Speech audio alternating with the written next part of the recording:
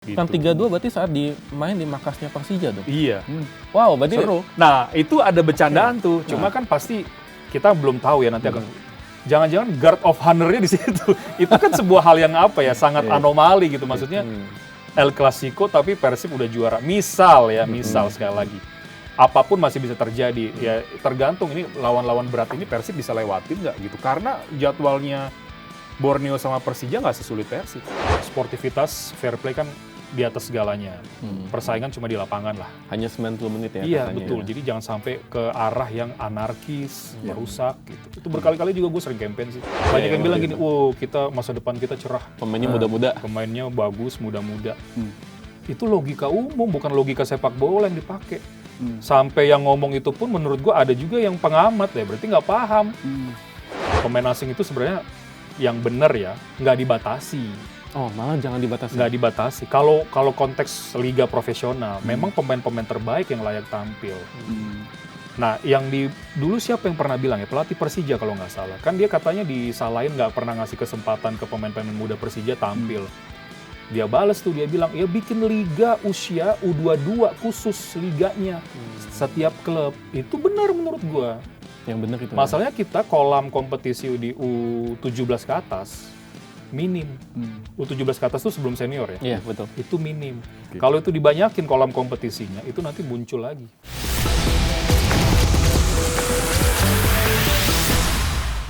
Rizky, kenapa pakai baju kemeja hitam sih? Lagi berduka. Kenapa? Siapa yang meninggal? Bukan, ada tim yang kehilangan peluang dapat dua Dapat gelar ya? Dapat dua gelar. Dari quadruple jadi treble ya? dari trouble. Ya itu adalah Arsenal maksud tuh kan? Iya. Ya simpati lah gue sama Arsenal. Simpati Harusnya ya? 4 ya. 4 gelar ya. Kalau sama Arsenal simpati. Kalau sama Edwin Setyadinata fans Arsenal simpati nggak nih? Nah. Ini dia. Udah datang Edwin Setyadinata. Makanya gue kesini nggak mau pakai jersey Arsenal. Sunderland. Iya. Oke, terima kasih sudah hadir di Sikatibis. Iya, sama-sama. Oke. Thank you ya udah diundang lagi. Iya. Oke, Coach Oro silakan. Pertanyaan pertama. Langsung gitu nggak ada bridging-nya. Jadi kita bahas Sunderland, salah. Persib Bandung. Persib Bandung dulu. Klub yang tampaknya hat-trick nggak sih ini di musim ini nih? Hat-trick gelar juara Liga 1 atau sekarang disebut Super League ya sekarang? Super League. Iya, ini lagi rame ya, Coro dan juga siapa namanya Mas? Gue lupa. Mas Rizky. Jadi memang nggak ada yang menyangka sih kalau kita lihat di awal musim Super League itu Persib tiba-tiba sekarang posisinya udah cukup lumayan berjarak gitu ya dengan tim peringkat kedua sama peringkat ketiga. Kenapa awal musim tuh mereka banyak sekali kehilangan pemain pilar pada saat itu. Pemain pilar itulah yang menjadi kunci mereka back to back juara di 2 musim sebelumnya sama musim lalu gitu ya. Nah, jadi waktu itu mungkin fans juga nggak pernah menyangka, ini bobotoh ya, fans Persib nggak pernah nyangka juga kalau tiba-tiba kalau nggak salah tuh menjelang atau setelah mulai putaran kedua mereka ngebut gitu. Terutama nih setelah mereka tersingkir dari Asia dengan permainan yang semakin matang dan sistem permainan tactical master plan yang dimiliki oleh Boyan Hodak pelatihnya. Nah itu yang membuat Persib sekarang mimpin lagi. Nah kalau kita bicara peluang untuk bisa jadi juara untuk yang ketiga kali atau hat-trick, peluangnya besar sekarang menurut gua. Karena mereka itu sudah punya pengalaman di 2 musim lalu sama musim lalu dalam situasi seperti ini. Tekanan besar gitu ya.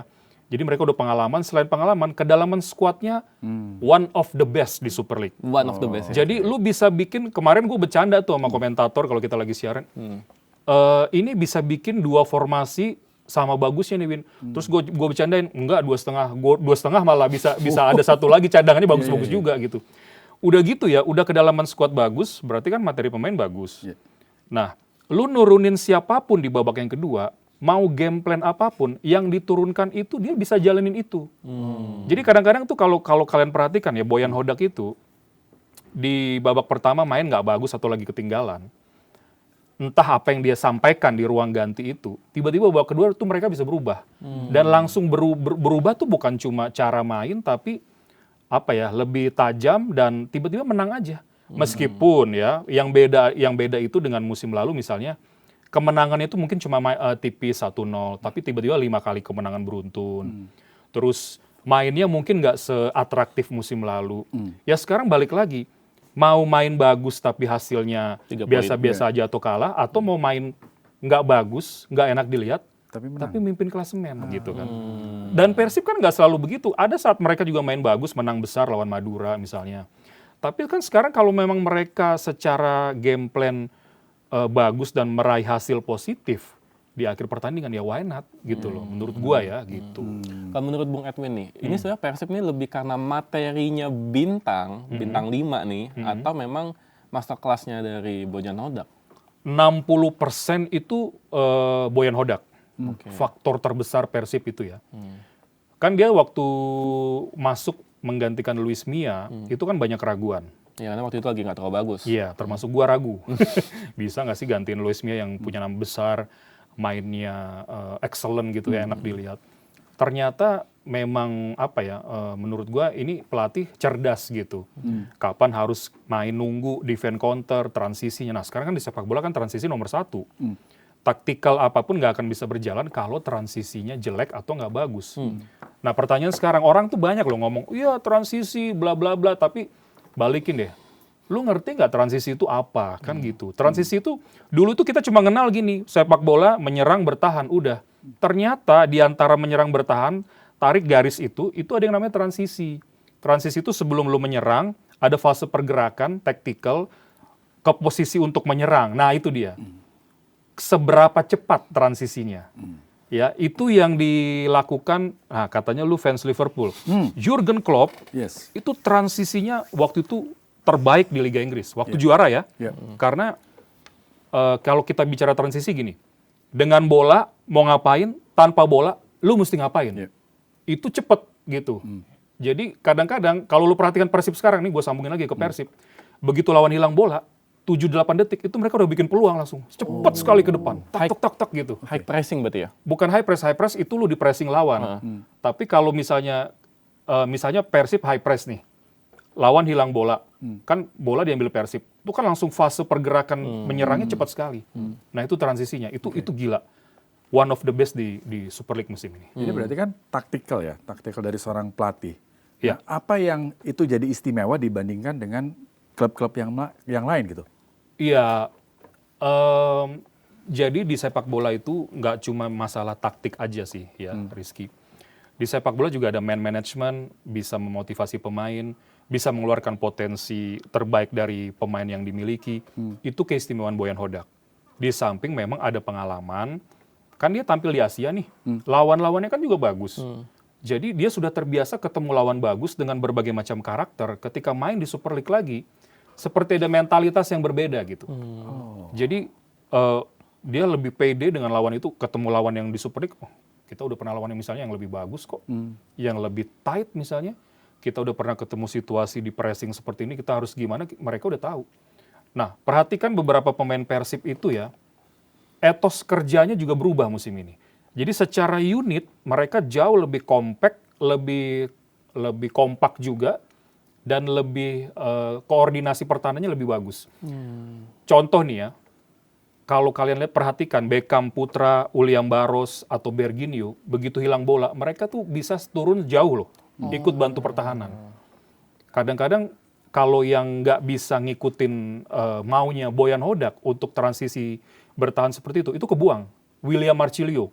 Nah, William itu kan sebenarnya punya skill individu yang luar biasa gitu ya, skillful, tapi kalau lu nggak punya etos kerja ketika tim hilang bola, tersingkir juga. Karena adalah pemain menyerang adalah defense pertama. Gitu Iya, kan, kalau sebenarnya kan. kalau kita bicara unit ya, unit permainan memang sekarang itu sepak bola memang sudah agak mulai bergeser tren permainannya gitu. Jadi lu hilang bola memang as a team, as unit, mesti gimana di fase transisi bertahannya gitu. Tadi menarik ya, dibahas soal pelatih man management sama tactical. Ya. Sebenarnya lebih penting yang mana sih? Karena kan banyak yang bilang, ini agak sedikit bergeser ya. Contoh Real Madrid. Kita lihat Real Madrid, pelatih-pelatih yang tactical ternyata nggak berhasil. Malah pelatih yang man manajemennya bagus. Malah jadi bagus nih Real Madridnya nih. Biasanya tim yang banyak pemain bintang, lu juga harus pinter dalam hal man management. Ya, karena lu sekarang gini deh, pelatih itu kan ada bukan kasta ya, ada lisensi ya. ada lisensi tertingginya kan itu Pro. Kan dari D, C, B, A baru Pro. Atau orang banyak bilang A Pro. Nah, sudah begitu banyak taktikal di kepalanya gitu loh. Sudah 1000 lebih taktik yang sudah pernah dia jabarkan di lapangan. Jadi nggak ada tuh pelatih yang miskin taktik, menurut gua nggak ada. Gitu, ngerti maksud gue ya? Ya, mau taktik apapun mereka bisa. Masalahnya sekarang pemainnya bisa nggak gitu loh ngejalanin apa yang diinstruksikan gitu loh. Ini penting untuk dipahami. Termasuk juga mengeluarkan potensi pemain itu. Iya, dalam situasi lu tertekan, ini pemain profesional ya, pertandingan besar gitu ya, final, terus tiba-tiba misalnya dia istrinya tuh lagi nggak sehat gitu. Ada masalah di luar sepak bola. Mungkin orang gampang ngomong, dia kan pemain profesional dong, harus bisa. Ya, ngomong gampang gitu. Tapi untuk pemain itu lu untuk keluarkan potensi satu terbaiknya emang bisa. Hanya pelatih-pelatih tertentu yang bisa mengeluarkan itu tetap memotivasi gitu loh. Ya, kita tahu ada Ancelotti, ada Mourinho, Pep Guardiola, sekarang juga memang hebat itu orang ya, gue akuin gitu. Dan beberapa pelatih-pelatih besar lain, banyak lah. Jadi, nah ini gue kasih tahu juga, Julian Nagelsmann tahu ya, pelatih top Jerman. Coba nanti kalian cek di Google, udah bertebaran lah beritanya. Itu dia pernah bilang, tactical itu cuma 30% loh menurut dia. Sisanya social competence. Social competence. Competence, jadi komunikasi, man management, pendekatan individu, ya gitu-gitulah. Bayangin loh, itu dia yang ngomong, bukan gua. Dan gue juga pernah lihat ya, sekelas Pep Guardiola itu, bagaimana dia membangkitkan motivasi pemain itu. Iya. Terus cara public speaking-nya dia itu bagus juga ya. Yes. Dan memang itu yang dibutuhkan pelatih-pelatih ya di Indonesia. Kalau di Indonesia sekarang pelatih-pelatih klub-klub gimana kalau menurut Bang Edwin? Ya, kalau kita bicara udah di level pro, memang pendekatannya udah begitu. Harus begitu ya? Iya, sekarang lu ngomongin main 3-4-3 dong, main 4-3-3 dong, atau serangannya dari sini, mereka udah paham, nggak perlu diajarin. Tapi misalnya tiba-tiba, ya ada beberapa motivasi khusus yang kadang kita nggak bisa dengar karena itu kan terjadi di ruang ganti. Itu kunci juga gitu. Boyan Hodak, itu katanya begitu. Dan dia punya itu Boyan Hodak ya? Iya. Menurut gue semua pelatih punya. Ya? Tapi cara menyampaikan untuk bisa diterima pemain kemudian terlihat di lapangan, nah ini skill yang beda lagi gitu. Berarti nggak penting tuh ya mau main 4 back apa 3 back gitu ya. Yang penting adalah bagaimana man manajemennya ini. Iya, kalau itu kan di atas kertas. Main 3 center back bukan 3 back ya. Sama 4 back itu sesuai kebutuhan. Ada masukan dari tim analis, Pak atau coach lawannya seperti ini. Kita cenderung kalau bisa main seperti ini juga. Itu diikuti, didengarkan head coach, pelatih kepala. Tapi ada satu faktor lebih penting lagi kan selain itu. Kalau sekarang berimbang, kan yang membedakan kan udah nanti motivasi, jangan sampai bikin kesalahan misalnya dan lain-lain gitu. Banyak faktor-faktor yang bisa dibilang di luar teknis tapi menentukan hasil akhir. Nah, itu dia bahasanya. Dan kesimpulannya adalah Bojan Hodak salah satu pelatih dengan man manajemen terbaik saat ini ya. Oke. Nah, gimana dengan pesaing terdekat? Iya. Jadi sekarang ini sudah 26 pekan berlangsung BRI Super League ya. Kalau 26 pekan berarti sisa 8 pekan ke depan. Kemarin gue sempat bilang juga dalam satu podcast yang lain, gue mau lihat sampai di pekan ke-30. Sekarang baru 26. 26, jadi 4 pekan lagi. Posisinya masih sama nggak 3 besarnya? Saat ini Persib 61 poin ya? Iya, terus Borneo 57 Persija. dan Persija 52 poin. Iya, jadi bedanya lumayan tuh sama Persib ya, Persija 9 poin. Artinya kalau mau menyamakan poin, Persib harus kalah 3 kali berturut-turut dulu. Jadi gini, yang menarik adalah kompetisi itu kan maraton bukan sprint ya. Jadi banyak faktor, kedalaman skuad, konsistensi, pemain pilar kalau ada yang cedera seperti apa. Nah, setelah balik dari cedera, performanya masih sama nggak kan gitu? Oh iya betul. Jadi makin mendekati akhir kompetisi biasanya tekanan itu makin besar untuk tim yang ada di atas yang sedang bersaing juara sama tim yang 3 terbawah untuk menghindari zona degradasi. Karena itu panas juga tuh. Iya. Nah, salah satu hal yang menarik adalah kalau 3 tim teratas itu masih harus ketemu tim yang bawah, yang lagi ngotot mau lolos dari zona merah, atau ketemu tim yang sedang on fire di putaran kedua. Which is itu menurut gua ada Bayangkara Presisi Lampung sama Persebaya Surabaya. Nah, Persija weekend ini akan ketemu Persebaya. Oke, ini kita akan melihat ini ya, jadwal Persija Jakarta di mana akan langsung berhadapan dengan Persebaya Surabaya. Surabaya. Iya, salah satu Nah, ini dia. super big match ya. Persija, Ini Persebaya. kita ngomongin Persija dulu ya. Jadi lawan-lawannya itu masih ada Persebaya, cuma dia main di kandang.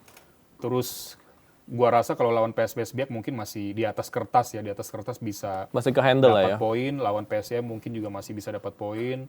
Persija, Persis Solo.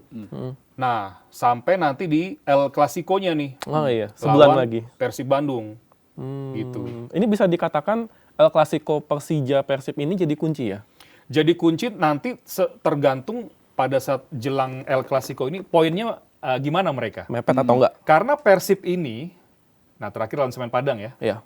rasanya mungkin kalau di atas kertas ya bisa menang gitu. Tapi kan Semen Padang lagi bersaing di zona degradasi. Mereka juga ada semangat Betul. itunya kan.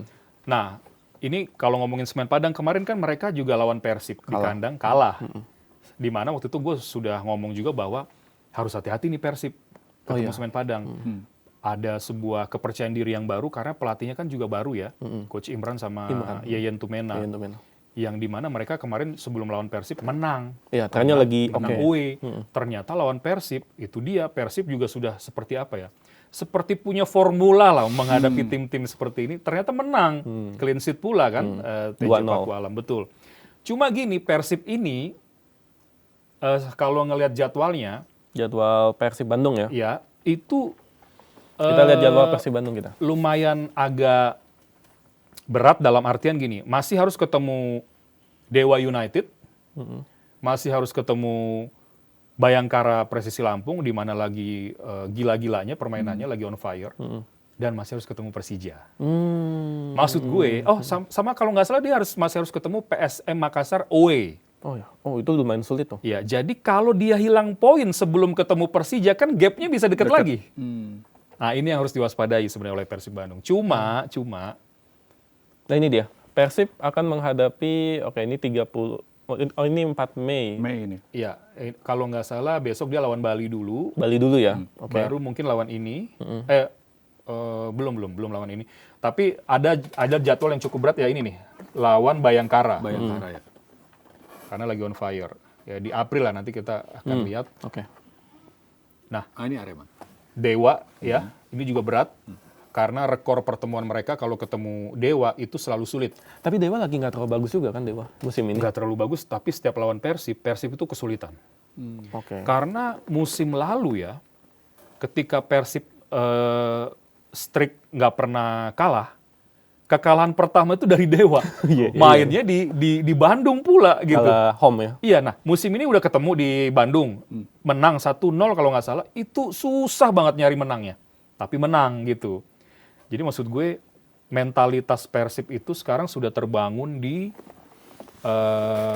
gelar back to back 2 musim dan musim lalu. Itu yang bikin mereka sekarang mentalnya sangat bagus gitu. Berarti kalau dari jadwal nih, kalau kita simpulin akan menjamu Bali United. Ini berarti Kemungkinan di atas kertas Persib bisa dapat poin lah. faktor home juga ya. Iya. Terus akan away di Dewa. Nah ini yang Yes. jadi batu sandungan ya. Betul. Nah ini dia, menghadapi Bali harusnya aman.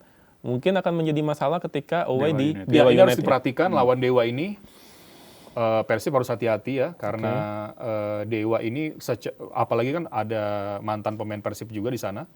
Si Edo Febriansa sama Nick Kuipers. Oh iya, nih Ya, Kuipers ya. jadi harus hati-hati lah Persib di sini gitu. Oke, dan habis itu lawan Arema ya, Lawan Arema, tapi di kandangnya betul. Persib. Setelah itu lawan Bayangkara tadi ya. Bayangkara ya. Di markasnya Bayangkara. Ya, Kita di Lampung. ya, main away. Jadi kira-kira kalau untuk mau mengunci juara nih, itu nanti di pertandingan Kalau keberapa? dia sapu bersih kemenangan, mungkin di pekan ke-32 dia udah bisa juara. Berarti Kalau saat dia nggak pernah seri? seri, nggak pernah kalah. Oke. Gitu. kan 3-2 berarti saat main di markasnya Persija dong. Iya. Wow, berarti Seru. Nah, itu ada bercandaan tuh. Cuma kan pasti kita belum tahu ya nanti akan. Jangan-jangan guard of honor-nya di situ. Itu kan sebuah hal yang apa ya, sangat anomali gitu. Maksudnya El Clasico tapi Persib udah juara. Misal sekali lagi. Apapun masih bisa terjadi. Ya tergantung ini lawan-lawan berat ini Persib bisa lewatin nggak gitu. Karena jadwalnya Borneo sama Persija nggak sesulit Persib gitu. Jadi jadwal itu juga berpengaruh. Oke. Tapi peluang untuk kemungkinan Ya. God of Honor-nya Di Persib. Persib di Persija itu Kalau cukup besar Persib, ya. kalau sampai itu kejadian, Persija mau nggak kan gitu? Maksudnya pasti berharap juga Persib ini bisa kesandung lah gitu. Nah masalahnya bisa kesandung nggak? Kita tunggu aja gitu. Dan kan. pertanyaannya adalah Persib kesandung, Persija dan Borneo bisa memanfaatkan atau enggak? Itu kan. dia. Kalau Persib tersandung di tim-tim tadi, sementara Persija Borneo juga terus memperbaiki performa dan berhasil meraih kemenangan juga, nanti tipis-tipis lagi bedanya gitu. Itu makin seru lagi, jangan-jangan sampai pekan terakhir penentuan Seru itu. juara Super League musim ini gitu. Ini kan berarti sekarang kan masih ada 3 kuda pacu ya? Ada Persija dan Borneo juga. Lebih Persibnya harus lebih waspada ke Persija atau Borneo nih sebenarnya? Borneo itu sudah ketemu mereka home away ya. Iya, sudah. Persija masih harus ketemu sekali lagi. Waspada ini dalam artian gini, ya itu tadi jangan hilang poin, karena hilang poin tim saingannya menang akan menipiskan poin. Jadi kalau dia kewaspadaannya adalah bukan ketemu di antara mereka, Oke. paling ketemunya kan cuma tinggal edisi El Clasico yang kedua kan, Persija lawan Persib. Nah nanti kita akan lihat gap poinnya seberapa ketika jelang pertemuan itu. Oke, mungkin diubah. Kalau misalnya Persib kesandung antara Persija dan Borneo, mana tim yang lebih mungkin ngambil peluang untuk geser Persib? Kalau tadi Persib dan Persija. Kalau misalnya Persib kesandung, Iya. berarti kan Borneo. lebih mungkin Borneo daripada Iya, Persija. karena Ya? jadwalnya yang di antara 3 tim ini yang bisa dibilang dalam tanda kutip lumayan ringan, itu Borneo. Oh, Borneo diuntungkan ya. Gitu. Oke. Jadi jangan sampai tuh memang kalau Persib memang mau istilahnya mencetak rekor hat-trick gitu ya. Hat-trick. Ya challenge-nya berat sih memang. Bisa nggak ngelewatin jadwal-jadwal yang berat itu gitu. Tapi menarik tadi ya, kalau memang benar-benar nanti di laga El Clasico itu terjadi di kandangnya Persija, wah itu bakal jadi pertandingan Yang menarik. seru adalah kalau poinnya misalnya hanya beda 3. Iya, Nah. panas tuh. Ya Ya, kan? ah. Itu seru. Tapi kalau udah beda 7, kan menang juga masih beda 4. Persibnya masih mimpin gitu loh. Dan sisa 2 match lagi ya setelah match itu ya? Iya. Iya. Kalau nggak salah, iya betul. Itu pekan 32 kalau 3-2. nggak salah. 3-2. Nah, kalau pertandingan sekelas big match seperti Persib dan Persija kayak gitu ya, ya kita sih nggak berharap dengan adanya kerusuhan-kerusuhan supporter lagi ya. Jangan gitu ya. lah. Nah, kalau Bung Edwin melihat sekarang bagaimana sih supporter-supporter Indonesia sekarang? Iya, kita ini kan sekarang sedang masuk dalam era sosial media ya. Ya. Jadi menurut gua peran sosial media itu besar gitu. Tapi dari perwakilan supporter kedua tim juga kan sudah sering ada campaign gitu ya. Pergerakan untuk berdamai lah, maksudnya bukan berdamai, maksudnya menjaga gitu, menjaga pertandingan ini tetap kondusif. Nah ini penting. Karena juga kanalnya banyak sekarang sosial media itu. Jadi gua rasa sekarang beberapa fans yang secara usia memang masih muda-muda itu sudah mulai terbiasa, sedikit teredukasi. Jadi kalau kita lihat memang sudah mulai ada perubahan kan. Udah nggak yang memang masih panas gitu. Cuma karena pemberitaan itu cukup masif ya, pemberitaan untuk kondusif ya supaya dijaga gitu. Itu cukup berpengaruh menurut gua sekarang gitu. Nggak yang model-model kalau kita lihat mungkin 4-5 tahun lalu gitu. Iya, itu yang terakhir 2018 ya, yang sampai ada korban itu. Iya, Ya. dan supporternya juga harus paham ya. Supporternya harus paham bahwa sportivitas, fair play kan di atas segalanya. Persaingan cuma di lapangan lah. Hanya 90 menit ya Iya, katanya. betul. Jadi jangan sampai ke arah yang anarkis, merusak gitu. Itu berkali-kali juga gue sering campaign sih. Soal aturan supporter away itu bagaimana? Masih. Kan Masih musim ini masih belum bisa ya? Iya, masih belum bisa. Ya menurut gue sih memang harus segera dicarikan jalan keluarnya karena kalau kita bicara sepak bola yang kondusif itu seharusnya supporter away nggak masalah gitu. Harusnya ya. Tapi kita tunggu saja lah nanti operator dan pihak-pihak terkait khususnya musim depan itu akan melakukannya dengan cara apa gitu. Karena bakal jadi ini juga. Kalau misalnya Persib menentukan gelar juaranya di kandangnya Persija tanpa kehadiran Boboto, ini yang jadi agak something juga nih sebenarnya. Iya, palingnya ketunda aja lah ya, cuma berapa jam atau 1 hari nanti pulang kan udah disambut. Pulang Yes, disambut di Bandung. Bapak Aing nanti. Bapak Aing ya? Tahun kemarin kan. Iya, Iya kan? Bapak Aing. Oke. Nah, sekarang kita geser dong ngomongin soal timnas nih, Oke, Bang Edwin. Pertandingan yang kemarin nih, iya. Indonesia, Di Paris ya. ya 2 pertandingan itu. Kalau menurut Bang Edwin gimana menilainya? John Wah, 2 Hartman. pertandingan ini, John Hartman gitu. Gue seneng nontonnya. Ya, Jadi gue tuh gue nggak ngeliat hasil dulu ya. meskipun pertandingan kedua kalah ya. Betul. Iya. Kita lihat bagaimana pendekatan taktikal, bagaimana pemilihan pemain, bagaimana pendekatan strategi. Jujur gue senang ngelihatnya, dan ini angin segar sih bagi pecinta timnas ya, karena John Hartman itu melakukan sebuah pemilihan pemain juga. Dia kan sering nonton pertandingan Super League ya. Benar-benar lumayan tuh dia sering nonton, dia pantau. Meskipun juga menurut gua kemarin tuh mungkin yang jadi pertanyaan gua, kenapa Ricky Kambuaya dicoret, kenapa kiper 4 gitu kan, 3 aja sebenarnya mungkin cukup. Tapi kan kita nggak pernah tahu apa yang ada di kepalanya John Hartman. Mungkin gitu ya. salah satunya Dean James mungkin, karena ada di DSP kan katanya. Iya, itu juga. Cuma ada sesuatu lah ya, itu mungkin pembahasan yang lain gitu. Jadi menurut gua kalau kita fokus ke pendekatan taktikal, cukup oke pendekatannya. Dia memakai 3 center back, dia coba hampir semua pemain, kemudian bagaimana cara dia melakukan sebuah perputaran posisi dari lawan Saint Kitts ya, itu Beckham Putra luar biasa main bersama oleh Romeni, tidak statis pada satu posisi, aktif bergerak, membuka ruang yang nggak pernah kelihatan gitu ya. Maksud gue pemain lain bisa punya peran walaupun tidak mencetak gol untuk pemain lainnya mencetak gol gitu-gitu. Jadi sebuah kombinasi dari yang namanya hal-hal detail sama master plan tacticalnya gitu. Soal pemilihan pemain, kalau menurut Bang Edwin gimana? Ya cukup oke. Ada yang sempat kaget, kenapa kok ini dipanggil gitu? Enggak sih Enggak ya. Ya gue cuma kaget waktu Ricky Kambuaya dicoret aja. Ricky Kambuaya. Karena kita kan nggak ada Tom Hai. Karena menurut gue salah satu gelandang kreatif yang bisa menggantikan Tom Hai itu Ricky Kambuaya. Mirip gitu. Yang berani penetrasi, berani melakukan dribble ke dalam gitu loh. Berani aksi-aksi individu lah.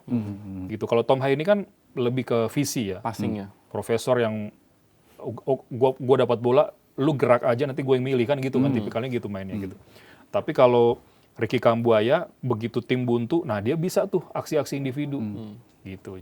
Sama paling gue sempat kaget waktu dia nurunin di tengah itu Jordi Amat sama Kelvin Verdong, yang sebenarnya dua-duanya itu kan pemain bertahan. Ternyata oke juga mainnya, gitu loh. Jadi ini angin segar lah buat timnas kita, pendekatan John Hartman. Karena juga kan Kelvin Verdong sebelumnya bersama pelatih sebelumnya Patrick Kluivert itu juga sempat dicoba main di sebagai gelandang tengah juga kan. Sempat. Dia tuh kan bisa main di center back. Kalau formasi 3 center back tuh dia bisa di salah satunya, di kiri. Dia bisa main di wing back, bisa main di full back kiri, bisa di gelandang juga. Jadi versatile lah pemain ini. Versatile. Salah satu pemain yang versatile juga adalah Kevin Dix ya. Kevin Dix. Kevin Dix. Tapi entah kenapa di 2 match ini kok nggak begitu terlihat ya Kevin Dix ya. Nah, konteks tidak terlihat itu ekspektasi lu gimana nih gitu. Karena kalau jangan-jangan memang dia diinstruksikan begitu oleh John Hartman. Lawan Saint Kitts itu dia jarang turun. Jadi kita main 3-4-2-1 ya atau 3-4-3, cuma begitu itu build up-nya, menyerang. Begitu kita hilang bola bertahan, shape-nya 4 di belakang, 4-4-2. Ya kan? Dan dia ternyata stay sampai ke tengah, nggak sampai turun. Jadi detail-detail itu ternyata gue agak oke juga ya gitu. Dan di luar kadang-kadang di luar tebakan gue gitu. Tapi di luar tebakan gue itu yang gue lihat, gue happy gitu. Oke lah gitu. Dan ini nggak bisa jadi patokan ya, karena nanti ujian pertamanya di bulan Juni ya kalau nggak salah di Piala AFF. iya, itu ujian pertamanya. Baru kita bisa lihat di situ. Tapi banyak yang happy juga sih waktu lawan Bulgaria ya, meskipun kalah. Tapi ya saya lihat di medsos sih banyak yang happy dengan permainan, cara mainnya gitu loh. Nggak gentar dengan nama besar Bulgaria gitu ya. Gitu. Nah kalau untuk kedepannya tuh dengan John Hartman sebagai pelatih timnas, kita ngomongin yang dekat aja deh, yang AFF. Peluangnya gimana? Besar. Besar ya? Besar. Tapi ada berita juga katanya mau pakai full pemain Super League. Ah. Ada berita seperti itu. Kalaupun begitu menurut gue juga ya nggak masalah gitu ya.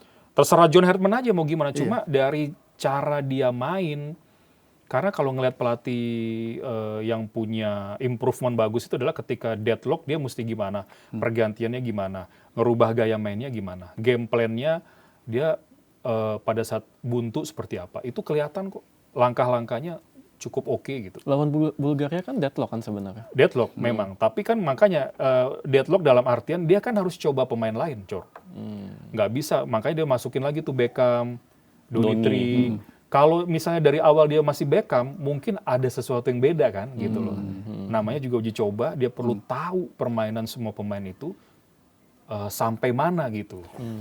Bagaimana dengan perdebatan di media sosial yang meributkan timnas tuh harusnya mainnya 3 back, harusnya main 4 back. Ini juga rame juga nih. Serah pelatih deh itu, pelatih punya taktik. Ya, tapi kan katanya gitu ya. Iya, tapi kan tetap kan kita juga berhak untuk Iya, iya. menganalisis karena Iya, kalau di Itali semua orang berhak ngomongin taktik kalau di Itali. Iya. Kalau menurut Mas Edwin nih, John Herdman nih sebenarnya dengan materi timnas saat ini harusnya ini mainnya seperti apa? 3 back atau 4 back atau bagaimana? Jadi payung besar di sepak bola sekarang itu adalah transisi, sekali lagi. Transisi bagus, kemungkinan menangnya tinggi. Oke. Nah, masuk ke formasi ya. 4 itu, kalau lagi nyerang, full back-nya kanan kiri bantu, di belakang sisa berapa? Sisa 2. Oke. Tapi kan kadang DM mundur kan. Iya. Cuma gini, masalahnya sekarang adalah kecepatan untuk balik ke posisi awal ketika hilang bola kan. Iya. Transisi itu kan itu kan. Transisi bertahannya. Iya. Memang pakem dasarnya kalau 4 back adalah ketika kita kena serangan counter cepat, kita masih di atas, itu cuma sisa 2. Iya. Kalau main 3 center back, which is kalau kita bertahan, itu sebenarnya kalau full back-nya turun, kita ada 5 gitu. Iya, ya. Itu pemahaman dasar ya. Di situasi pertandingan bisa berbeda memang. Cuma kadang-kadang pelatih itu memang yang penting basicnya sudah ada dulu lah, 3 di situ gitu. Nah, kalau balik ke materi pemain yang kita miliki, gue lebih condong, lebih setuju kita main 3 center back memang. Karena salah satu hal yang dianggap paling balance dalam hal mengantisipasi transisi menyerang lawan. Gitu. Kalau lu levelnya udah elit, kelas dunia, nggak masalah. Tapi sekarang level elit kelas dunia, Belanda aja di bawah Van Gaal pakai 3 center back loh. Iya, dulu. Thomas Tuchel. 2022 ya, Iya. Piala Dunia. Banyak kan yang pakai 3 tuh sekarang banyak gitu. Sekali lagi ya, bukan masalah harus 3 atau 4, tapi dengan bola kita harus gimana, tanpa bola kita harus gimana. Harus fleksibel dan adaptif ya. Yes. Fleksibel itu kata kunci sekarang di sepak bola. Flexibility tactical, flexibility positioning. Posisi. Iya. Bagaimana dengan argumen yang gini deh, ada yang bilang gini, Bulgaria kan main cuma pakai 1 striker. Kalau misalnya lu main dengan 3 back, ini kan too much gitu. Harusnya 1 backnya maju, makanya harusnya main cuma 2 back aja. Jadi biar bisa lebih menyerang gitu. Iya, kemarin itu kan sebenarnya secara permainan kita mendominasi. Iya. Mereka lebih bertahan kan, gitu loh. Tapi ada satu kesalahan di mana akhirnya dapat penalti. Iya kan, mereka menang penalti. Kevin Dix ya. Betul. Jadi maksud gue gini, kadang-kadang ketika sudah dalam artian pertandingan begitu ketat, kesalahan itu bisa jadi salah satu pembeda. Kebetulan yang bikin salah kita, mereka dapat penalti, kemudian mereka perfect lagi dalam hal bertahan. Nah, yang harus diperhatikan mungkin gini, kemarin nggak ada Ricky Kambuaya, nggak ada Tom Hai. Jadi otak kreativitas untuk membongkar itu kurang sebenarnya. Tapi kita juga nggak bisa salahin, kenapa nggak mainin Beckham? Ya itu tadi gue bilang, Herdman mencoba semua pemain dulu. Nah sekarang gue rasa dia 80% ini udah paham nih. Jadi begitu AFF mulai, dia akan main sesuai kebutuhan. Gitu. 4 hari doang loh ngumpul. Iya. Dengan ciri khas permainan yang sudah bisa ditonjolkan seperti itu sih menurut gue udah oke banget. Bagus sih. Ini tanpa bermaksud membandingkan ya. Tapi Sama. tapi netizen nih pasti ngebandingin, udah pasti. Orang mulai Kalau ngebandingin. kita dengar netizen tuh emang nggak ada habisnya sih. Iya. Tapi kan kita juga Mereka maha benar. iya, tapi kan kita menyuarakan kan. Kan Iya, ini iya, kan iya. suara rakyat juga kan. Iya. Suara rakyat kita suarakan juga. Ya netizen bersuara ya. Program lu ya. Terus. Banyak yang nanya gini, Sebenarnya si Hetman ini udah lebih bagus belum sih dengan pelatih sebelumnya, even dengan Patrick Kluivert ataupun dengan Sintayong gitu. Gua pribadi lebih bagus Dari Patrick Kluivert kan. dari Patrick Kluivert, dan jujur gue harus bilang sama STY juga gue lebih condong ke John Hartman. Oh, lebih bagus Kalau Kluivert mah udah done lah, itu nggak bisa dibandingin. Apa yang membuat John Hartman itu lebih bagus? kalau dari menurut Bang Sintayong lah. Memang ada sebuah anggapan atau mungkin pendapat STY yang membangun katanya. Heru? Iya. Kluivert yang kemudian apalah bercandanya itu ngerusak gitu ya, terus dibenerin lagi sama John Hartman. Tapi gue melihatnya lebih besar lah ya. Karena gini loh, STY ini kan tertolong juga dengan kualitas pemain naturalisasi. Tapi pemain naturalisasi ini juga sebenarnya secara kualitas, apakah akan bertahan di level itu atau tidak, kan gue udah pernah jelasin ya dulu ya. Kalau mereka nggak dapat jam main di klub bisa menurun, gitu. Jadi ini masalah yang beda lagi nih. Ini gue singkirin dulu. Tapi sekarang dari pemain yang ada, yang dipanggil John Hartman, dia kombinasikan dengan game plan tacticalnya, itu keluar outputnya mainnya juga oke kan, gitu loh. Jadi sebenarnya juga nggak bisa dibilang tinggal meneruskan aja, nggak juga. Karena nggak ada satupun pemain menurut gua yang akan tampil terus hebat, konsisten, terus enggak. Dia bisa cedera, dia bisa kalah bersaing di klub, dicadangin, sehingga permainannya mungkin menurun. Nah, itulah dinamika pemain-pemain yang akan terpilih ke timnas. Pasti yang saat itu tampil sangat oke di klub yang terpilih oleh John Hartman. Gitu. Makanya dia mantau kan di tiap pertandingan. Iya. Berarti faktor karena John Hartman lebih sering mantau, itu Jadi dia tahu mana yang mau dia pilih ke timnas. lebih baik dari Sintayong, ada faktor itunya ya. Ya, gue soalnya jarang ngelihat STY mantau. Asistennya mungkin. Iya mungkin. JJ Bisa mungkin juga, JJ. bisa juga. Bisa Iya, juga. iya. Tapi ya oke semua, kecuali yang Patrick ya, maksudnya lebih apa? Ya udah nggak tinggal di sini gitu kan. Jadi dia nggak tahu mana yang tiba-tiba lagi update bagus. Nggak cuma itu aja gitu loh. Tapi maksud kan gua. sujonnya dia siapa tahu dia pantau dari Belanda kan, kita nggak tahu kan. Siapa tahu. Iya, siapa tahu. Siapa yang tahu gitu.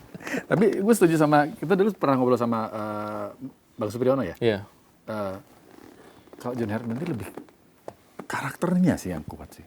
Sosoknya itu kayaknya kuat gitu Bahkan karakternya. seorang Elkan Bagot pun akhirnya main lagi akhirnya kan Ya setelah mungkin karena apa sama-sama Inggris ya. Maksudnya John Hartman ini kan orang Inggris. Kalau masalah karakter gini, dia kan bukan pelatih level, maksudnya gini, nama besar yang top-top juga enggak gitu. Iya. Tapi banyak ngeberesin katanya masalah-masalah non teknis di Kanada.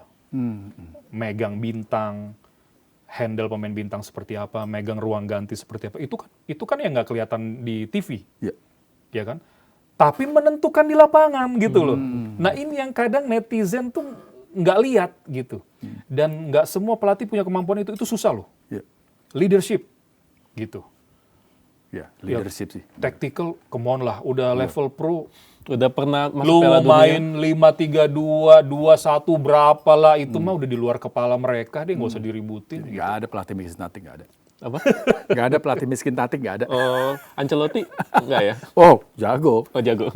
Bilang Kalau pelatih, kalau ada pemain bintang, lu suruh, terus dia tetap, dia iya tapi dalam hati, bodoh amat. Selesai juga lu nggak bisa gitu. Nggak bisa apa-apa juga. Jadi kan handle orang kan susah kan? Handle orang paling susah loh. susah loh. Menghandle seorang Balotelli itu susah loh. Katanya kalau di dunia kerja nih, lu di level bawah lu handle kerjaan. Lu naik jadi manajer, terus direktur apa, yang lu handle itu kepala orang-orang loh. Jadi lihat pelatih hebat, dia bisa pegang kepala pemainnya nggak? Bukan main 4-3-3, nyerang gini. Come on lah gitu. Iya. Jangan-jangan belum dalam ilmunya. That's why namanya manajer. Iya. Man management. Harus bisa dia. Iya. Tapi Ancelotti oke lah. Bang. Balik lagi ngomongin Ancelotti. Padahal Dia ngelatih Kalau Brasil. nggak oke nggak dipanggil Brazil. Brasil lah. baru perpanjang kontrak ya katanya ya. Carlo Ancelotti. Iya mungkin ya. Gue belum dengar. Rumornya itu. Tapi kan, ya come on lah, Brazil milih pelatih kan nggak abal-abal dong, nggak sembarangan. Betul. Iya, tapi kan Brasil udah bertahun-tahun nggak juara. Lu nilai dunia, pelatih kan. dari permainan apa dari masalah yang dihadapi? Masalahnya nggak kelihatan loh.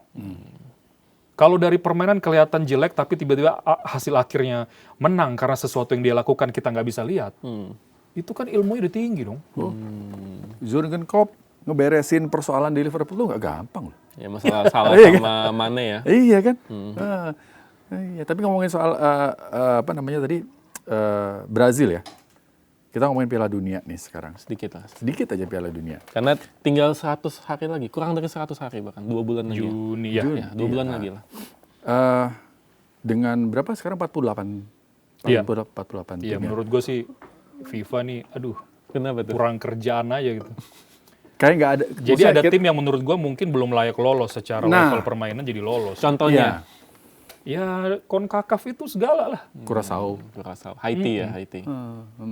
Jadi yang harusnya Piala Dunia itu kita nonton tim-tim dari negara-negara yang eksklusif yang udah jago-jago.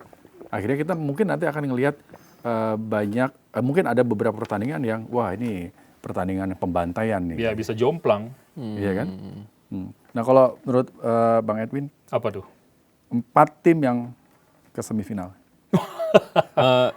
4 tim jagoan lah ya. Ya, itu jagoan. Jagoan lah, Bener, jangan jagoan. ngomong. Kita beban semifinal, ternyata prediksinya salah lagi nanti. Spanyol, Prancis, Oh, kan.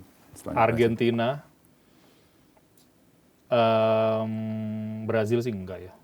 Berhasil nggak? Masih muda-muda ya. Gue sepakat. Brazil kayaknya enggak. Cuma kan faktor Ancelotti nanti kan bahaya juga ya. Iya. Bisa jadi. Satu lagi Jerman? mungkin Jerman atau harapan gue ya mudah-mudahan Belanda. Harapan. Iya. Gitu. Kalau prediksi itu ada 2, pakai otak sama pakai hati. Ini udah mix nih dia nih. Udah mix. Tapi beberapa tamu kita di sini ditanya selalu Spanyol juga loh. Selalu Spanyol, Spanyol juga dan masuk. Prancis. Spanyol dan Prancis. Prancis itu lu kalau jadi Didier Deschamps lu bingung lu mau masukin siapa di starting line up itu. Pertama lini Ah itu serangnya bisa ya. bikin 3 tim sama bagusnya loh. Pernah dibikin tuh sama sosmed mana gue lupa. Iya, 3 tim betul. 3 tim tuh sama bagusnya. Gila, banyak banget pemainnya. Terutama lini serangnya. Lini serangnya itu Paling banyak backnya bagus-bagus. ya backnya juga. Back ya agak debatable lah. Konate nggak bisa disebut bagus lah Konate. Iya kan, Saliba, Ya apa, Saliba oke. Upamecano. Upamecano ya. Paling Regenerasinya bagus sih Iya. di sana. Beda sama Italia tuh lu coba lihat tuh. Italia regenerasi. Kenapa regenerasi bagus tau gak kenapa? Kenapa? Karena youth development-nya bagus. Liga usia mudanya jalan. Kita mau seperti itu enggak? kalau di sini belum ya? Kalau di sini belum. Nanti kan nih, masalah kita di penyerang. Ya, tadi lupa kebahas ya. Jadi penyerang kita itu memang masih PR. Nanti nih, menurut gua kalau nggak ada yang muncul yang bagus-bagus lagi, jangan-jangan Jordan Edmond nyari naturalisasi lagi. Mau nggak mau. Kabarnya ada satu rumor dari Liga Australia. Salah satu strikernya. Masih rumor ya? Masih rumor itu. Katanya lagi mau coba diproses katanya. Tapi itu berarti masalah lagi dong. Kita nggak bisa punya pemain dari kolam kita sendiri dong berarti. Iya, karena belum disentuh dan belum dibenerin sampai ke akar.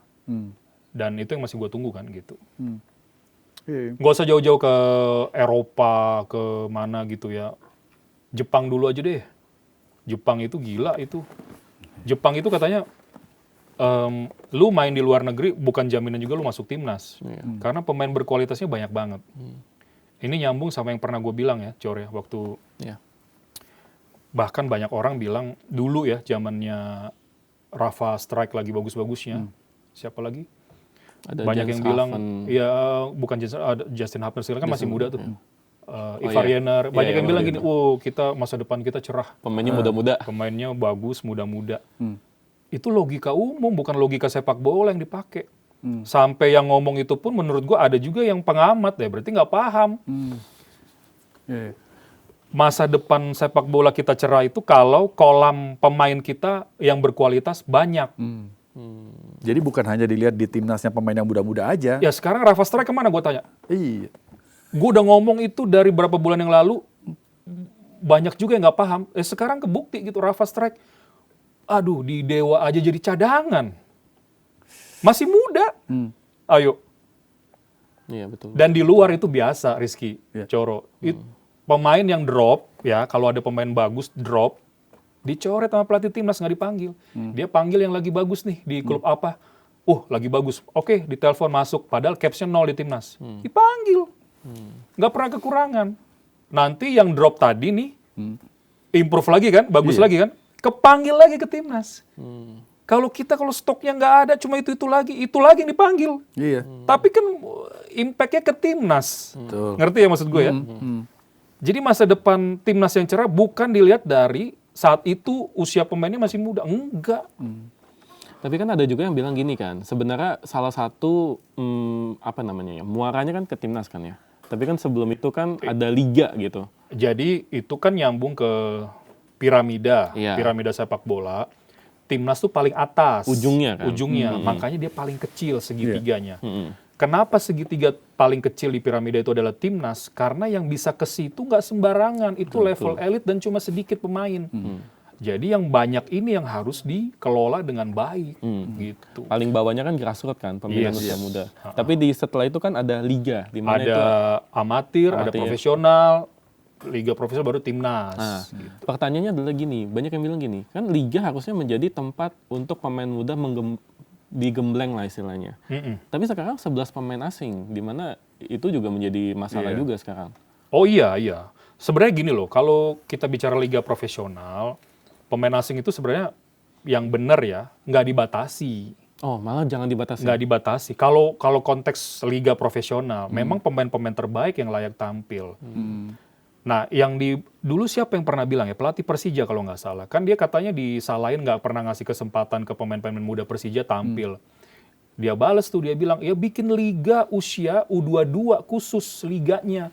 Setiap klub. Itu benar menurut gua. Yang benar itu. Masalahnya kita kolam kompetisi di U17 ke atas, minim. U17 ke atas itu sebelum senior ya? Iya, betul. Itu minim. Kalau itu dibanyakin kolam kompetisinya, itu nanti muncul lagi. Gitu. Oke.